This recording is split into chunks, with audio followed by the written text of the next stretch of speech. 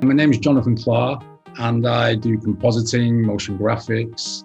I sometimes do VFX supervising, and I run a small post-production company. If I'm doing visual effects and I'm part of a production, I might be given a shot where maybe a sign needs to be painted out and replaced with something else.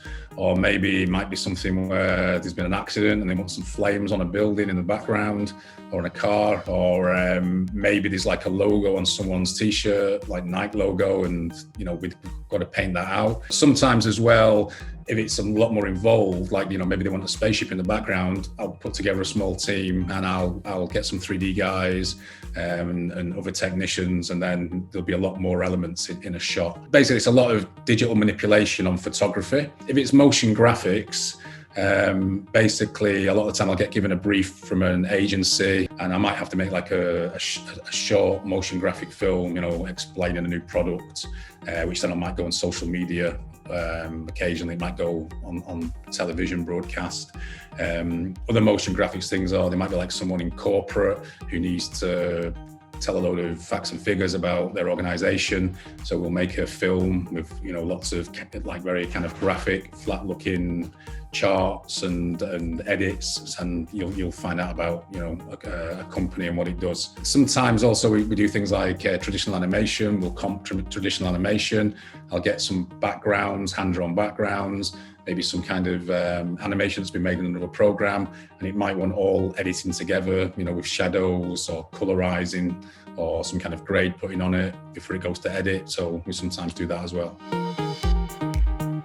I don't always have an average day. It's a bit of a mishmash, depends on what I'm doing. An average day might sometimes be a bunch of admin to run my company. I'll probably come to the studio, check the emails, maybe update the website, maybe work on a show reel, update a show reel, put something on Instagram, maybe something on LinkedIn. If I was working on something like a visual effects, it'd probably be feedback from the work from the day before.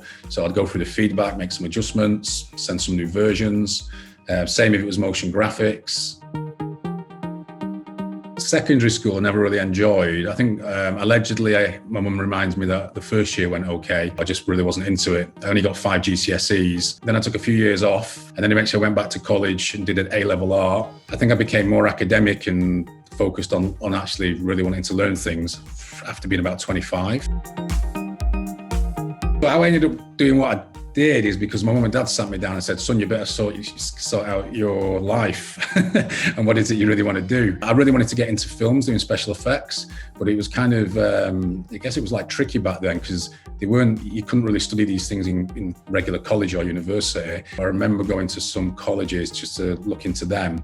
But in the end, I was fortunate enough to go to LA and I did like a 6-month course in creature and makeup effects in LA. I actually stayed there for a couple of years after the course, because I was in LA and tried to make the most of the end of my adolescence and that. And then I started as a runner at Shepherd and Pinewood Studios. The good thing is it's almost like my hobby became a job, in a sense, which was a real blessing. From an inspirational point of view, probably just my peers, being around people who were just amazing sculptors or designers, that always kind of pushed you, being around better people. A couple of my friends when I was growing up were like really good illustrators and graphic designers. And I always used to admire them. I was always blown away with what they created. And then eventually I transitioned over into digital. And then, basically, whenever I work, in a studio or in a production and you've got like an amazing illustrator, or someone who does background art or an amazing graphic designer or someone who does typography, they do all those specialisms. All their work generally comes to me in the end.